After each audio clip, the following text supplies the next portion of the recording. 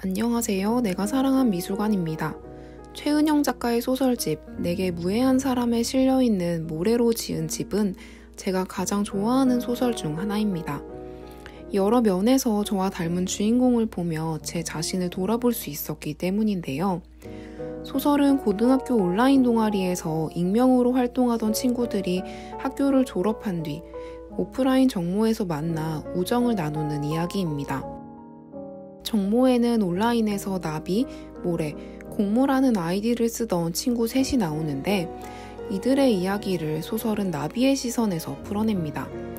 그렇기 때문에 그들에게 일어난 크고 작은 일들과 모래, 공모에 대한 나비의 생각이나 감정이 소설의 줄을 이룹니다.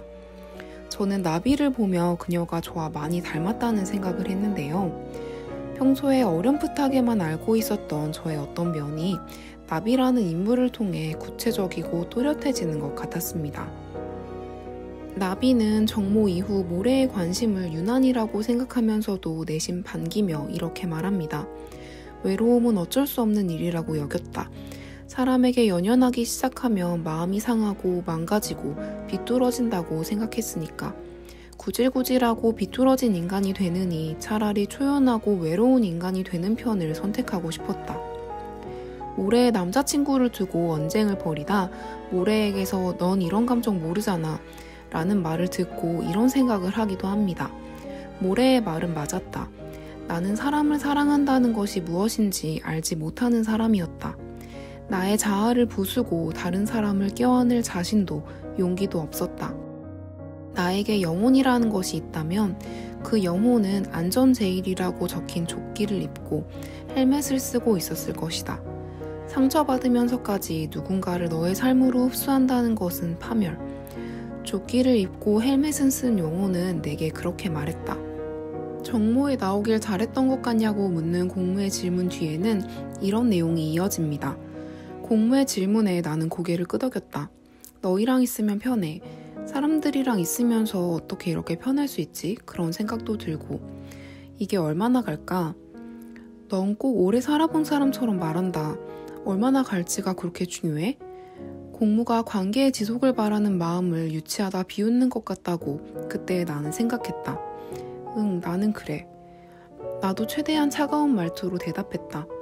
우리 둘 다 한동안 아무 말도 하지 않았다. 나도 미래가 환상일 뿐이라는 거 알아. 우리는 현재만을 살 뿐이고 모든 일의 끝을 어림하는 게 어리석은 생각이라는 것도 알아. 그렇지만 나비는 외로움은 어쩔 수 없는 것이기 때문에 인간관계에 연연할 필요가 없다고 생각하지만 사실은 누군가에게 마음을 줬다가 상처받는 것이 무서워서 누군가를 자기 삶 안으로 쉽게 받아들이지 않습니다. 나비 스스로도 사람은 현재만을 살기에 어떤 일의 끝을 미리 생각하고 걱정하는 것은 어리석다는 걸 알지만 생각하는 대로 행동하기란 쉬운 일이 아니죠. 나비의 이런 모습이 저와 비슷하다고 느꼈는데요. 나비와 제가 인간관계에 회의적인 이유 중 하나는 어떤 관계든 영원할 수는 없다고 생각하기 때문인 것 같습니다.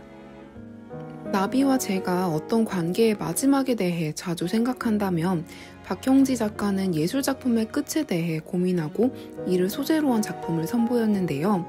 지난 영상에서 박형진 작가의 작품을 소개하며 언급했던 하이트 컬렉션의 전시 인 블룸에서 보았던 무제라는 작품입니다.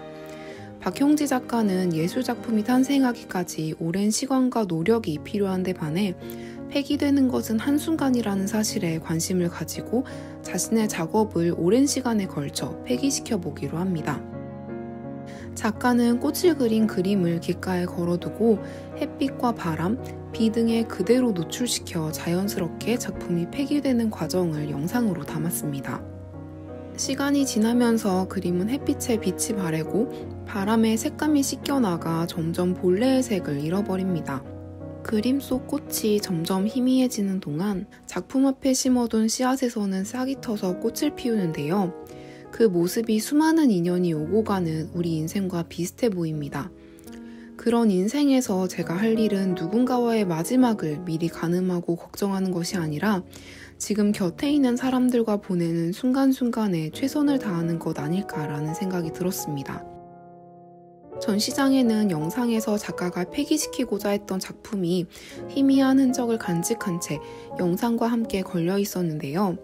희미해진 그림을 천천히 들여다보니 그 모습이 한때 마음을 나눴던 사람들이 떠난 자리와 닮아 보였습니다. 인연이 끝났다고 해서 그들과 보낸 시간, 주고받은 마음까지 모두 한 번에 사라지는 것이 아니라 흐르는 시간 속에서 이렇게 점점 희미해지는 것이겠죠.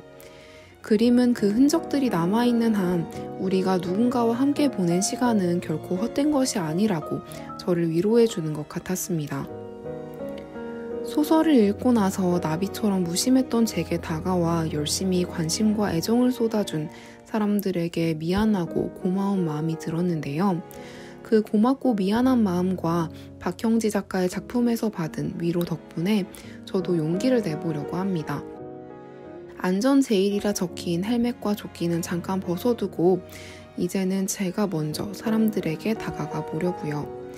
마지막으로 이 영상을 빌려 제게 먼저 손 내밀어준 제 인생의 모래들에게 고맙다는 말을 전하고 싶습니다. 영상이 마음에 드셨다면 좋아요와 구독 부탁드립니다. 감사합니다.